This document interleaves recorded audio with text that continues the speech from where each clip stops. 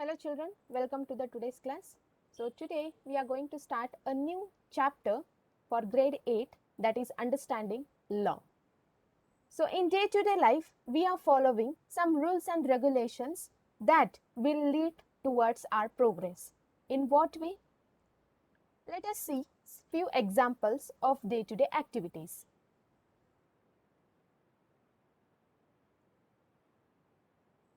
Every day we follow several rules at our home, school and office. At home, we will follow the rules laid down by our parents. Means our parents will tell that in what time what we have to do.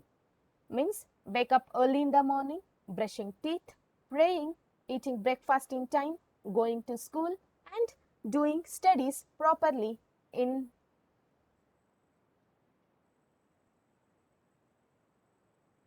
the home. So same thing at the school. Rules are made by the management and the teachers. School bus, school assembly, class prayer, classroom, class eating, children helping, eating together, living together in a classroom and gaining lot of knowledge. We have to uh, follow these rules and regulations at the school. Then why we have to follow the rules? What is the benefit? The benefit to follow the rules for the growth of an individual, and it is important in the forming an efficient society or a nation or being a good citizen of the country. So when we will not follow any kind of activity which are being planned to follow, then your growth of the individual may hurdle and it will not also move towards the nation development. So why do we need rules and law? There is an important as well as it will play a vital role in day-to-day activities of the human beings. It will, if we follow the rules and regulations, we will feel we are protected one and we are living in a peaceful society or we are leading towards the progress. So without the laws, there is no order, or without the order, there is no peace or a progress.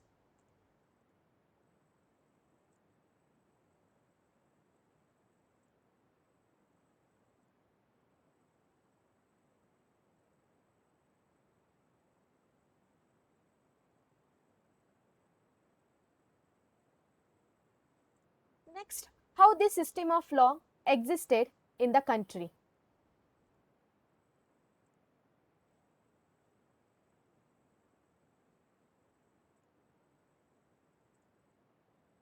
So the evolution of Indian law. The Indian law based on religious instruction, customary traditions and the practices. Secular legal system and law, common law, and currently the Indian constitution and the legal system. In the history of law, the lawmaking from the Vedic culture was a very less. During the Bronze and Indus Valley civilization, civil law came into existence. Court system and secular court system came into existence during the dynasties, means the Mauryas to the Mughals. We will see secular court system as well as court system was been introduced. Next is common law. For everyone at the present age, all the rules and regulations are being implemented through the all of the people. The stages of Indian law. In the Vedic time, in the Islamic period, British period and post-independence, we will see a lot of changes in the Indian law. At present, means after the independence, first we will draft the constitution. It will be mentioned in the Indian constitution, and then if any changes are being needed, then we will do the amendment in the 1951. So for the first amendment was took place in 1951 there. So then who was the architect of Indian constitution? So it was Dr. B.R. Ambedkar. So he was the architect of Indian constitution.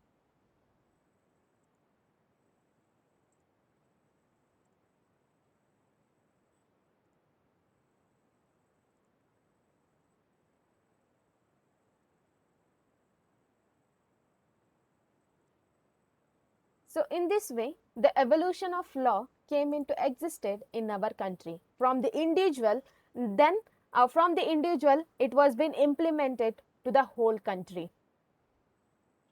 Then how we have to follow these rules and regulations, how the laws are being made by the people.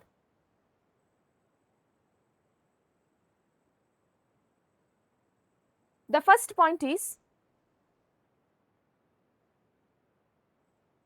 do all the laws are applied to all? Means why this question was been arised means during the Vedic period, during the colonial period, as well as during the Islamic period, means during the medieval period, one set of the people, they were enjoying a lot of power, and they were economically, politically very strong, and some of the people were very low, and they were not enjoying any kind of power in the country.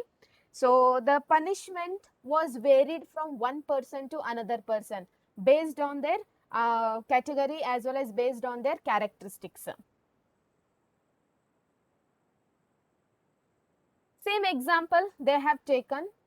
A government official helped his son go into the hiding, means he helped his son to patch up his sin, the crime what he has committed. So he has been given a 10-year jail sentence by the district court for the crime that he has committed. Now the government official, with the help of his power, he was trying to hide his son to come out from that sin there. So by seeing this case, we can come to a conclusion that the government officer is violating the law. He is not obeying the law which are mentioned in the Indian Constitution. So as we read in the Unit 1, the member of Constituent Assembly were agreed there should be no arbitrary exercise of the power in the independent India. Arbitrary power is the nothing but the dictator rules and regulations. They should not go against the law, the person who framed these rules and regulation there. For that we call in the name of arbitrary. In Kannada, we will tell Nirankushatva. Okay, so the Constituent Assembly, they decided there will be no arbitrary exercise of power in the independent India. All the citizens are being equally treated among the people there. The most important of these was that all the person in the independent India are equal before the law. At present, all the people in our country are independent and all are treated equal before the law.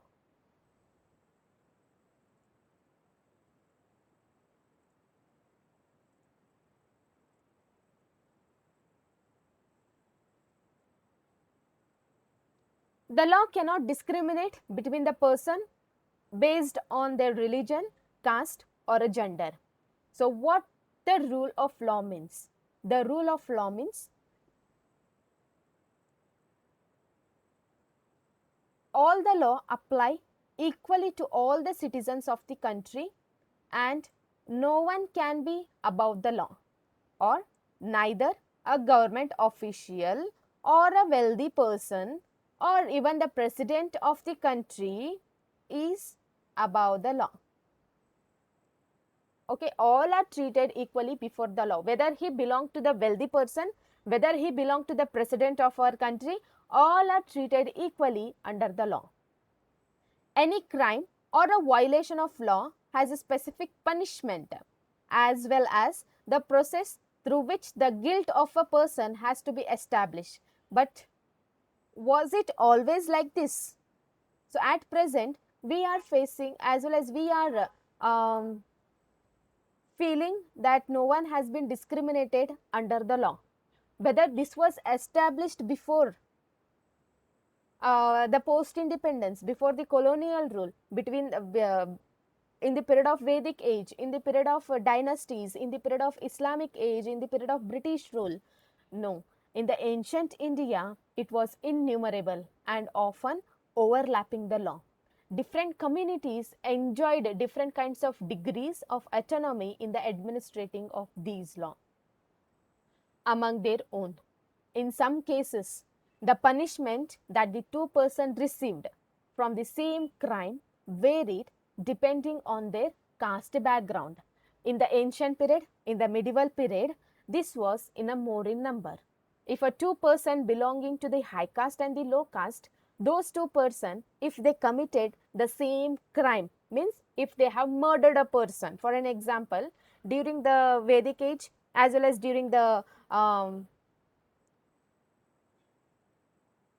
medieval period, if the two person belonging to the different communities, if they have murdered a person based on their caste background, the punishment was varied between the two person. For the lower caste people, the punishment was very harshly. For the people, those who belong to the upper caste, the punishment was not harshly comparing to them. Slowly, we will see some changes of this system of law began to further evolve during the colonial period.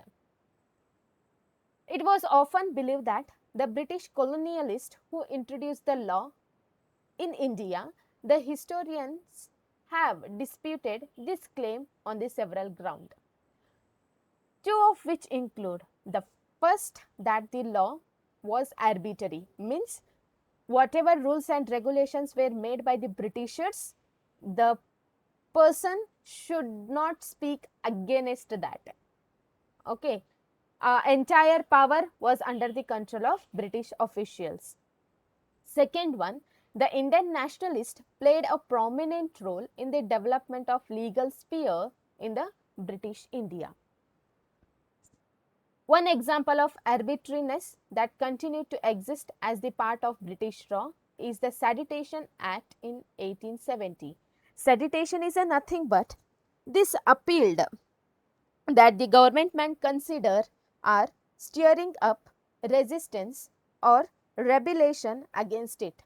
In such cases, the government does not need an absolute evidence to arrest the person. There was no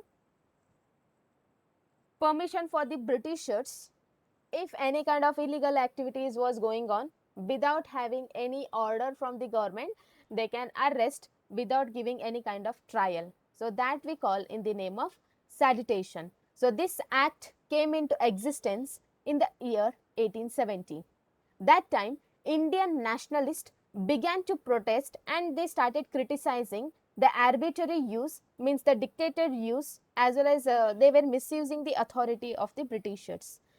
They also began fighting for the great equality. They wanted to change the idea of law from a set of rules that were not forced to obey to law as including the ideas of justice. By the end of 19th century, the Indian legal profession has begun emerging and demanding to respect the colonial codes. They began to use the law to defend the legal rights to the Indians. Indian judges also began to play a greater role in the making decision. Therefore, there were the several ways which Indian played a major role in the evolution, means to bringing a law during the colonial period. With the adoption of Constitution, this document served as the foundation on which our representative began making the law for the country. By seeing the colonial rules and regulations which was implemented by the Britishers, some rules and regulations were obeyed by the people, some were violated by the people. After the independence, the rules and regulations which are unhappy by the people, then that kind of rules and regulations we have to remove. Every year, our representative passes several new law as well as they will amend the existing one.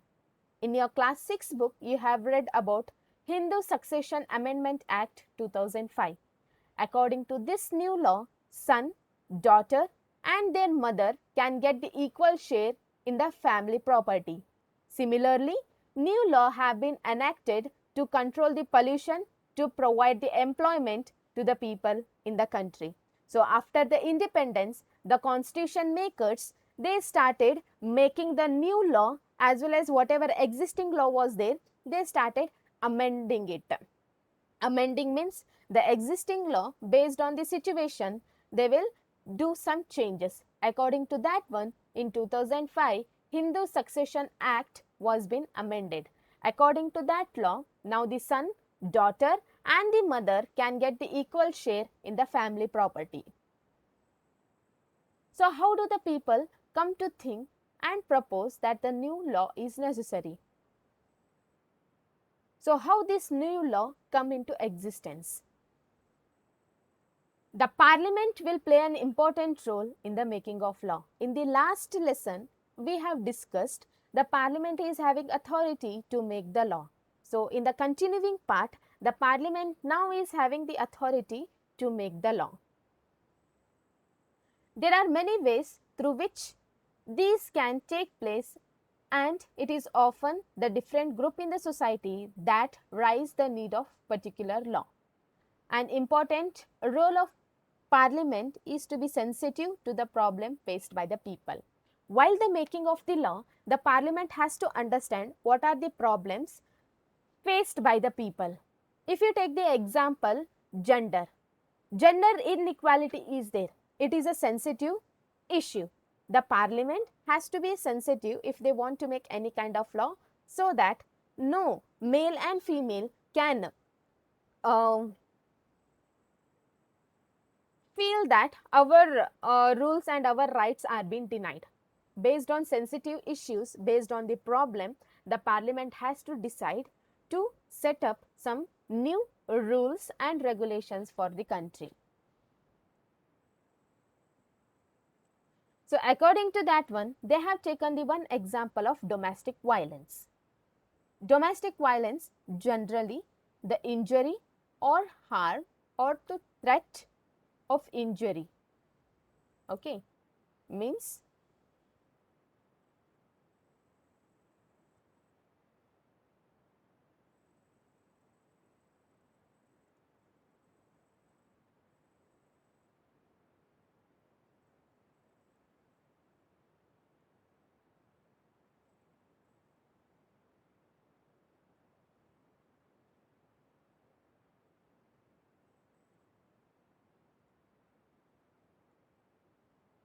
so evolution of new law. The Parliament will have the authority to make the law, and the process of law making evolves based on the citizen needs. Based on our needs, based on our problem, the Parliament sensitively they will respond to the citizens' problem.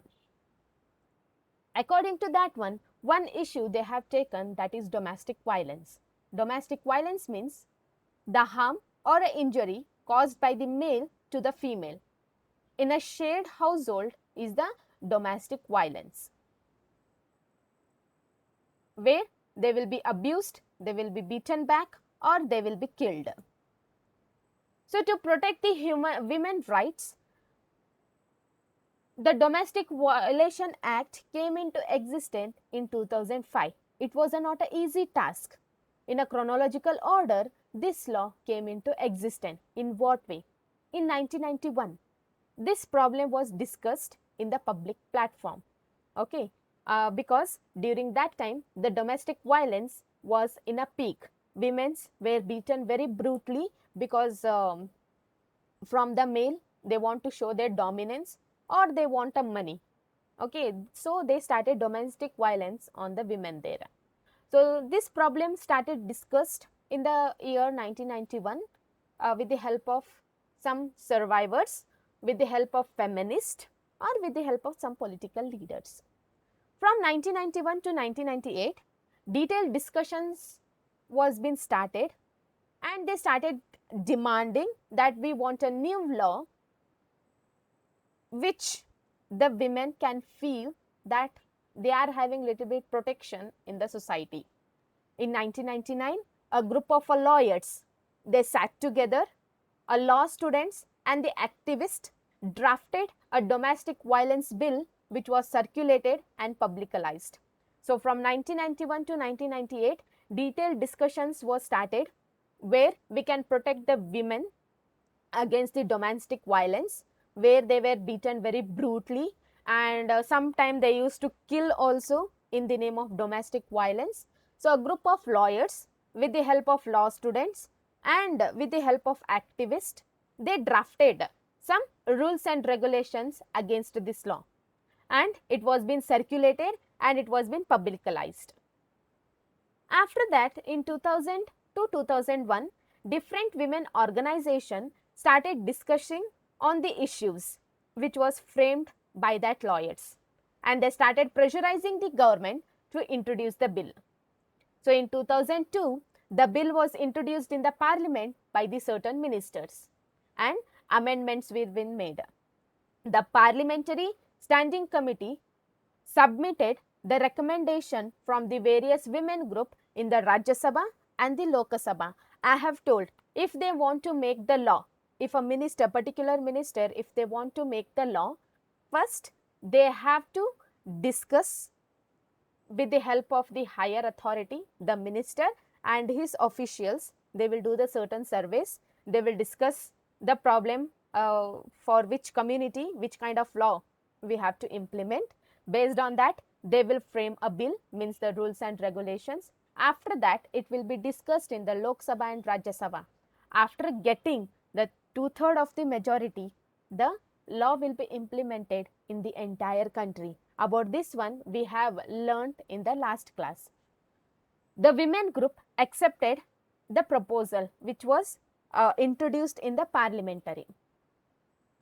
In 2005, the bill was introduced in the parliament. Both the houses of the parliament approved the bill and bill was approved by the president. After passing in the both houses of the parliament, afterwards it will move towards the president. After the signature of the president, the law will be implemented. So in 2006, the Protection of Women from the Domestic Violence Act was being released. Civil law aimed at providing a relief to the women affected by the domestic violence in their home.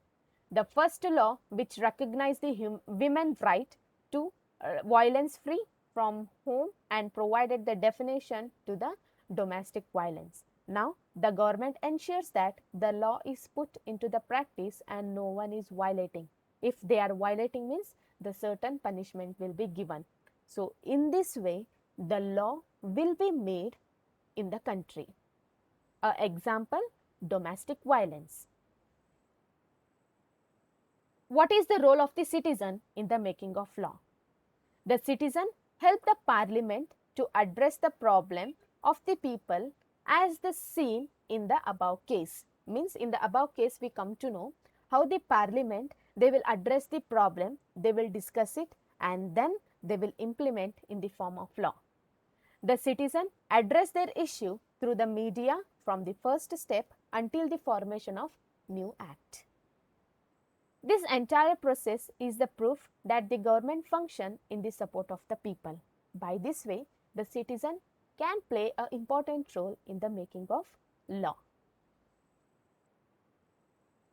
Another example they have taken, Nirbhaya Act.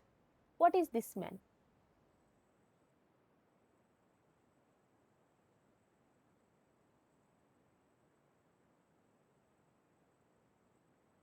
What is this? Fearlessness. Does this remind you more recent case of Nirbhaya? The Criminal Law Amendment Act 2013, it was renamed as the Nirbhaya Act.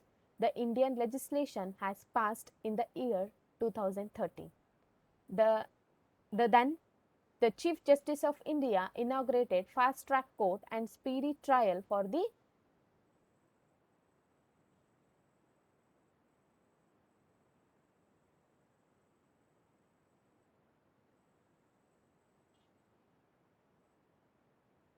fearlessness. Nirbhaya means fearlessness. Without having a fear, we can move in the society.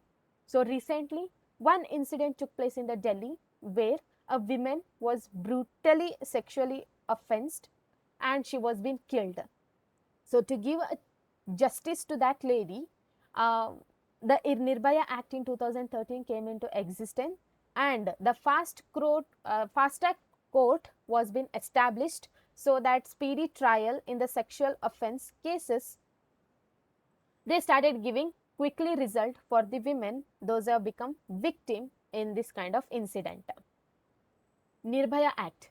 women activists and the media played a very important role to bring Nirbhaya Act into the implement in the entire country. The final judgment was delivered by the Supreme Court on 18th December 2019.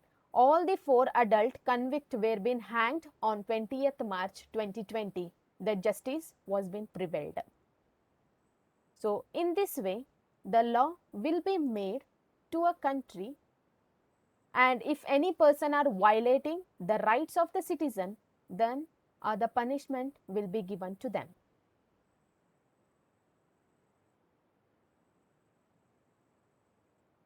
So in this way, the law will be prepared in the country.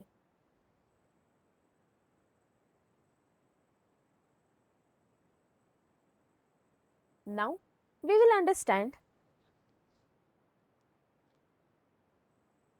some laws can gain, some unpopular and controversial laws will be also made.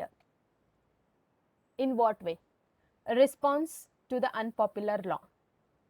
The parliament will decide to implement some new law. In several situations where the parliament passes a law, even a logical or a legal, it will be not acceptable by the majority of the people. They will not like it, the law which has been implemented by the parliament. The reason, they may consider it as a biased. Then what will happen if such kind of law are being implemented without the accept of the people? Then the people, what the people will do, the people will protest in the group through the media. Okay, through the media, they will try to tell that we are unhappy the law which are made by you people. The people have the right to protest in a democratic country. If the people are unhappy, the law which was made by the parliament or the ministers, if the people are not happy, the people are having the right to protest against it. If a majority protest in the parliament, if any kind of people, if they are unwillingly, they are not happy, then what they will do, they will pressurize the government. If more number of people joined that the law which you are implementing in a country, if we are not ready means, then the parliament will decide, then they will do the amendment in their law. Some unpopular law will be there. Law was there. They have given the example of municipal law states. No hawking and street vending on the pedestrian path within the municipality limit. Means no hawking means the street vendors on the pedestrian side, means in the people where they will walk. Okay, means I will show here. Think that this is the road. Okay, here one will be the footpath. Pedestrian path means footpath, we can tell. It will come under the municipal limit.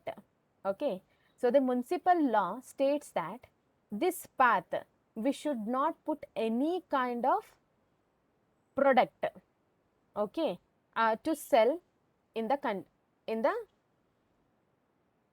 street side. Okay, they should not put. You can see the picture near the street side how the shops were being put by the people. Okay, they were not having any permission there.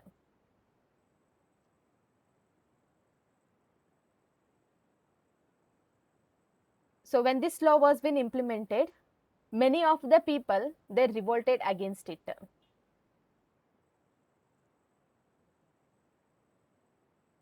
Okay, people can get the commodities very cheaply from the vendors.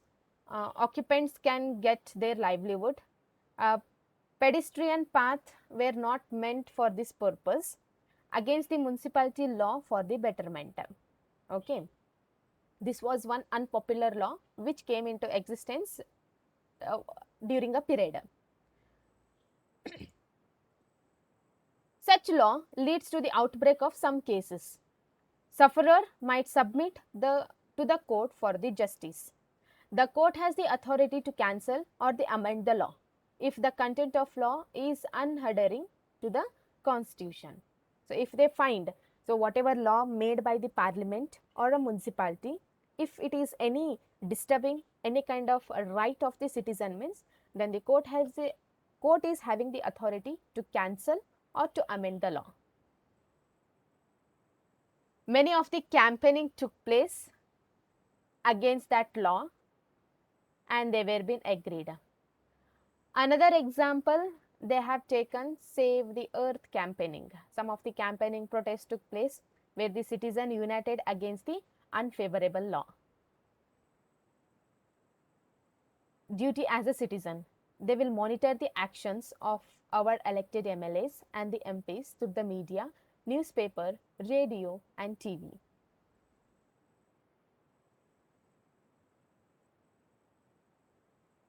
The object of their move at the right time is not favorable. Citizen unity, enthusiasm, innovative thinking help the parliament to perform its full function in the making of law. In this way, if any kind of law which are unhappy, where the people are unhappy, taken by the government, then the people is having authority to revolt against it. Okay, many of the unpopular law were there where the people were unhappy, so they put a petition to the court and then the court will decide whether we have to implement that law or not. If they want to do any kind of changes, then it will give a guidance to the parliament to see once again any kind of amendment is needed, they will do.